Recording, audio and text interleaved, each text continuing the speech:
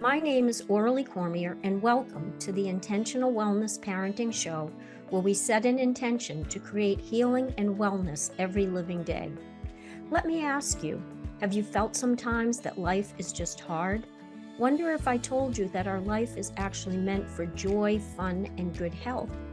Of course, it doesn't just happen, but the first step to getting there is to believe that good health is possible and to envision what you would love. From there, we can choose the simple health habits that give our minds, bodies, and spirits the nourishment it needs to work well. Over 2 million people in the U.S. will be diagnosed with cancer this year. Between 600,000 and 1 million are preventable. Our genes are not our destiny, yet our epigenetics can be affected by environmental factors. Therefore, the best time to make a difference is now. So let's dive right in. I wanted to say welcome to this show. I'm Dr. Pat, and I have the privilege and honor of doing these shows with Aurelie Cormier. That's my pronunciation of it. Of course, she'll say her name better than I could ever do it. But the idea of intentional wellness and the work that Aurelie does in helping women mostly understand that you do not have to be trapped by your genetics. You do not have to be trapped by even a diagnosis. So what can you do? Today, this is a very important conversation for you all. Women listening to this show, please take note. What every woman needs to know to prevent cervical cancer. And I just recently, Aurelie, had a friend go to the doctor, had a biopsy had to be done on the breast, but also cysts. I'm just going to say cysts. I don't want to get into their, but cysts, many of them concerning cysts, right? And not even understand what that means. Now, I'm not saying today's show will be all about that, but I am saying today's show will be all about not knowing what you're being told and not knowing the questions to ask because you're scared, because maybe you don't want to know, or because maybe you don't think there is a solution. But that's where you come in, don't you? Yes. Yes, because one thing I know for sure, as women, we're the caretakers of the family. And we often are the mama bears, as I like to, as many have called us the mama bears. We oversee the health of the entire family. And we've got to make sure we're healthy first and foremost. So we do have the energy for our family. But the other thing is we can help our children to be healthier so that they never have to go through these cancers that we see today. And dads also are much more involved today in this responsibility, but mothers are the primary ones responsible. And I want to share with you a real life story of why this is so important to me. And that is, I worked back in the 90s, I worked with a renowned GYN oncologist, Dr. James Nelson, one of the brightest, kindest, most skillful surgeons that I have ever worked with. When other doctors couldn't figure out how to take care of a patient, they'd send them to Dr. Nelson. And he did amazing things with these people. But there were people that we took care of that we weren't able to help forever. And we had one young woman in her early 30s. She was a single mom. She had a 4-year-old daughter. And at one point, she came in with a progression of her cervical cancer. And she was very confused. And it turned out she had what we call hypercalcemia. And so she had already told us she wanted to be what we call a DNR DNI. She didn't want to be coded, but she also, I knew, because she had told me, that it was very important to her that when she did die, that her daughter would be well taken care of. And she hadn't signed the papers yet for guardianship.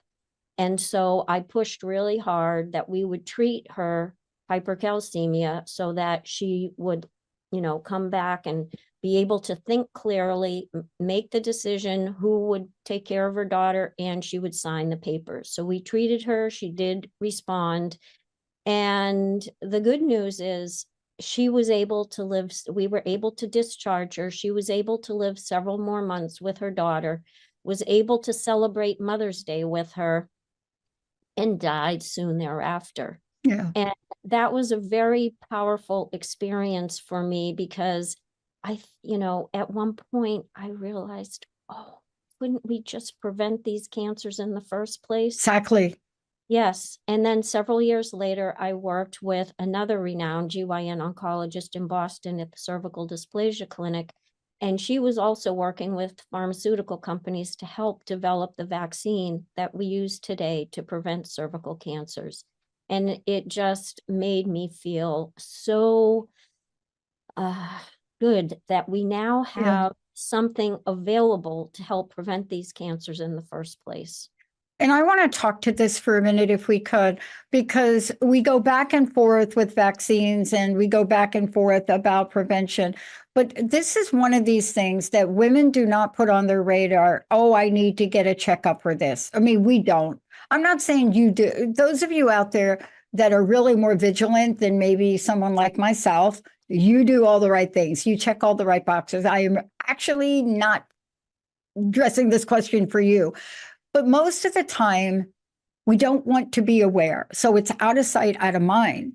The idea of the science of the vaccine is so powerful because what happens with that is this is something we're not mindful about. Yes. And if you're not going to be mindful about it, then you better do something else. Yeah. No, I'm so glad that you bring that up because the Gardasil vaccine is a game changer for us. And it has the power to prevent not only cervical cancer, but other cancers as well, which I'll discuss as we go through this. Beautiful. Yeah. And as you had just alluded to, I just want to highlight to our listeners today that I'm going to be very frank when I talk about this. I know that it isn't an easy topic to talk about cervical cancer, vaginal cancer, vulvar cancer, genital warts, anal cancers, head and neck cancers of the tongue, the back of the throat, and the vocal cords. But these are real life issues for a significant number of people. And so it's important you are the leaders of your families. You can, you know a lot of what to do. What I want to empower you with are the resources so you can Mhm. keep your family as healthy as possible. And I want to skip the break and I want to just take a moment to do an announcement during the show because we are talking about a lot of things and I want people to know how to reach out to you right now. And, Stefan, this is so important when we pull some of the aspects of this show out. This is seriously important for people to know how to connect with Aurelie. What is the best way to do that? I know you work with people and consults. Yep. I want to open the door for women out there that are thinking, I'm embarrassed. I don't even know the right question. Okay, none of us do, but that's what Aurelie does. What's the best way to contact you? So the best way is to go to my website, aureliecormier.com. It should be on the Transformation Talk radio show. And just do an overview of what I have available. I have blogs, I have workshops, I have Mm. uh, the Transformation Talk radio program. You can listen to all our previous shows. And then books that I've published, a children's book being one of them. At the top right, there's a work with me. You click on that, answer 3 questions, and then depending upon what your need is, how I may be able to help you, just, in a short phrase, just put that in. And then there's a Calendly calendar there. You can schedule yourself for an appointment with me. I'd be happy to help you. All right. I got to get at one of the questions that's been a pet peeve of mine, and this should lead the way. So many of the commercials, so many of the things, the promos that you see say, up to 65, go get all the screenings done. But then after 65, don't bother. I mean, I'm not saying they say that, but they allude to that. I mean, would you agree? There's this subtle message that says, after 65, I don't know what they're saying. Don't pay attention. But can you talk about that information and whether or not that's true, not true? What is the basis for all that? Okay, so there was a lot of research done, and back in 2006, they did come up with the Gardasil vaccine. It was only for 4 of the major high-risk HPVs, because there's actually 200 different types. And of the 200 types, there's 6 and 11, which can cause genital warts. The high-risk types, of which account for 70% of all cervical cancers, are HPV 16, and the other one is 18. And then there's moderate risk types, which are 31, 33, 45, 52, and 58. And those are the ones that can cause cervical, vaginal, vulvar, anal cancer, tongue, throat cancers. And so right now, as time went on between 2006 and 2020, they were able to collect the research they needed to say, okay, these groups from 9 to 14 should be getting the Gardasil vaccine to prevent these cancers. And initially it was a 3-dose series. Now it's only a 2-dose series for that age group. From 15 to 45, they have the Gardasil vaccine that is a 3-dose series. And then after 45, they don't have any recommendations. Exactly. I will tell you, I am 68, and like many people in our country today, in our society, I went through the 1960s and 70s. It was sex, drugs, and rock and roll. So in my mother's generation, maybe they only had intimate relations with one person throughout their entire life, like my mom. But for many of us today, we have many partners before we ever get married. And then when we do get married, there's a significant population that are getting divorced, getting into new relationships, getting married again, maybe in their later years. So I will tell you my own experience being in a newer relationship. I went to at 68, 67, actually, I went to my gynecologist and said, I want to prevent myself from ever having to think about any of these cervical cancers or head and neck cancers. I would like the Gardasil vaccine. Insurance didn't cover it, but I will tell you it was like $180 to $200 per shot. So times 3, that's about 600. To me, that's worth it. And it's because it hasn't been researched in that age group. So after 45, it's not necessarily recommended, but it doesn't mean it's not going to work for you. So Exactly. if you are over 45, you're in a new relationship, realize that every person you have intimate relations with, you have to realize they've been in intimate relations with other people, and maybe many other people. So everyone they've had relationships with, they now bring potential for whatever they've been exposed to you, and you want to protect yourself. So I wanted to protect myself, and I did the 3 vaccine series. Realize that, and this is the good news, once you get the 3-dose series, you wait 4 weeks, because make sure you're well protected up until 4 weeks after the 3rd vaccine. And then after that 4 weeks after the 3rd vaccine, you are pretty much about 100% protected from any of these cancers. Isn't that exciting? It is exciting. And I want to make a statement to your point. News flash, everybody. We're going to be doing a show on this on my Unstuckable show. Divorce rates are in for January 2025, and they're through the roof. So what does that mean? Exactly what Aurelie just said. Secondarily, what they call gray divorce, meaning gray for gray hair. Whoever came up with that, it's kind of lame, but I get it, are at an all-time record, tripled. So what does that mean? Does that mean people are just going to go off and just be like, no, it's not what it means. And so what we're talking about now is there's a new level of awareness that you all need to have about what this arena is you're now stepping into, and you must do things to protect yourself. There's no question about that, Aurelie. Right. And I don't want to present this as, oh, whenever you get in a relationship, No, you're going to get cervical cancer. No, And as a matter of fact, I have worked with some patients that they developed dysplasias, and within 2 years, those dysplasias were gone because their immune system was able to overcome it. But Right. what I am saying is you're the expert on your own body, but I want to empower you that you can protect yourself. And this is one simple way to protect yourself so you don't have to have any suffering that isn't necessary. The bad news is that there are 13 million new infections every year due to the HPV vaccine.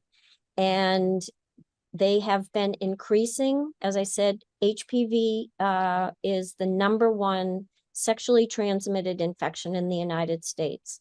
And in 1999, if you can absorb this, 30,000 people in the US had developed an HPV related cancer. And more recently, between 2015, 2019, 47,000 people in the US developed an HPV related cancer. It doesn't mean you're going to, but I just want to prevent you from ever having to deal with that. And I will say, probably because of the Gardasil vaccine, cervical and vaginal cancers have decreased more recently, but what has been going up are the oral and the throat cancers. So be aware of that. So this is important not only for our daughters, this is important for our sons, or important for men as well as women, because we can, men and women, I've taken care of both who have had tongue cancers, throat cancers. You do not want to go through that. It's not an easy cancer to have. And this year alone, or this last year alone, 14,000 women in the United States were diagnosed with cervical cancer, and about 4,400 died. So this is still happening in the United States. But again, the good news is if by 2020, the World Health Organization came out with a statement that there were 100 countries around the world that are deciding to vaccinate young boys and young girls in the teen years with the Gardasil vaccine to prevent them from ever getting one of these cancers. And because of that, because there are 100 countries around the world using this vaccine, we have the potential now to eradicate these cancers in this century. Yeah. There are a lot of things that people think about when they make decisions like this orally. But I want to tell you that the thing that really scares people is the C word, the word cancer. If there was anything in this conversation to really hold on to, that's what we're talking about. We're not at the point now in our evolution of the treatment of cancer where we've gotten to the place where we're not worried about it. It's still, especially for women, it is one of the most difficult words to hear, or even implied. Like my friend that had multiple cysts and, the biopsy, all of that happening at one time, it's in the consciousness and the fear and the worry around that. And I think the idea to eradicate that, to be able to look at a future where not all, but to look at a future where it's not so prevalent in our minds. It's not like in the forefront. Why do women not get mammographies? Why don't they go get checked? They don't want to know. Right. It's the fear that holds them back. Yeah. And what I hope that people take from this is visualizing and dreaming about what you would love. What would you love for your life? Because breast cancer, cervical cancer, head and neck cancer, they impact on your sexuality and your ability for intimate relationships. And I have taken care of many patients with breast cancer or cervical cancer that are able, once they've completed their treatments, are able to go back to having very intimate and loving and, wonderful relationships, but it isn't easy. And if we can prevent that in the first place, why not? So I encourage women, dream about what you would love and try to live your life, as I say, with intentional wellness. So you're bringing in all those good health habits, because when we are eating well, when we're exercising, when we're using stress management, when we're in loving and supportive relationships, that helps us to have a stronger immune system, to be able to fight off some of these viruses we're exposed to and prevent ourselves from, and then using the Gardasil vaccine, preventing ourselves from getting these cancers in the first place, right? It's, you know, for many people, one, they don't even know about it. They don't know about the vaccine. So number one, why is that? I think we could do a lot better job in our doctor's office. I think we could do a lot better job in having these conversations. And yes, I know doctors are really tied up and strapped. That's why you do what you do, because you are the person that has the time to have a compassionate, educational, informative conversation to help people choose. See, and that's what I love about what you do. This is one piece of what you do. There are many, many, many other things you do. But I know, I can only imagine that from where you sit, how hard it must be to see so many people, because this is your area of expertise, Right. right? To Yeah, see it's so many people, it's heartbreaking, isn't it? yeah. And now you're seeing the progress on what we could do for prevention. And that's really at the heart and soul of who you are, isn't it? Yes. And so I've talked a lot so far about using the Gardasil vaccine to primarily prevent these cancers. But the other thing that I want to highlight that's super important too is the secondary prevention through screening. So starting, when I worked in the cervical dysplasia clinic, we would take care of teenagers and they would have dysplasias, and we were doing treatments on them that impacted on their cervix, which impacted on their fertility. Today, we learned through research, we don't need to start screening people until age 21. So between 21 and 30, women should be getting the pap smear every 3 years. Starting at age 30, there's 3 different options that women can discuss with their doctors. One being the pap smear every 3 years until age 65. The second is to have an HPV high risk smear done alone every 5 years, or a combination of the two. So a pap smear plus the high risk HPV swab every 5 years from 30 to 65. So that if an issue does come up, it can be addressed. Women can be treated earlier rather than later. And then hopefully they won't ever have to deal with the advanced complications of cervical cancer or head and neck cancer or whatever. At 65, as long as women have had 2 consecutive negative pap smears or high risk HPV, then they don't need to continue to have a pap smear or a high risk HPV every 5 years. Well, pap smear every 3, or the high risk HPV smear every 5 years after 65. And that currently is the recommendation, although women over 65 who've been at risk, sometimes you'll see them develop these cervical cancers in later stages.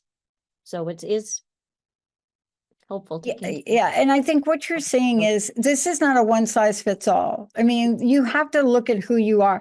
And this is for those of you out there, you may not know. And so this is what I recommend. I recommend you give Aurelie a call, because not only does she know the questions, she knows how to guide you through a pathway to find out what's right for you. What we're doing here is, Aurelie, you did a great job at really making certain distinctions, because I love that. You didn't come out and give us a one size fits all. You came through and you talked about different distinctions. And thank you for the update on the science on this and some of the information, because that is the place we want to get to.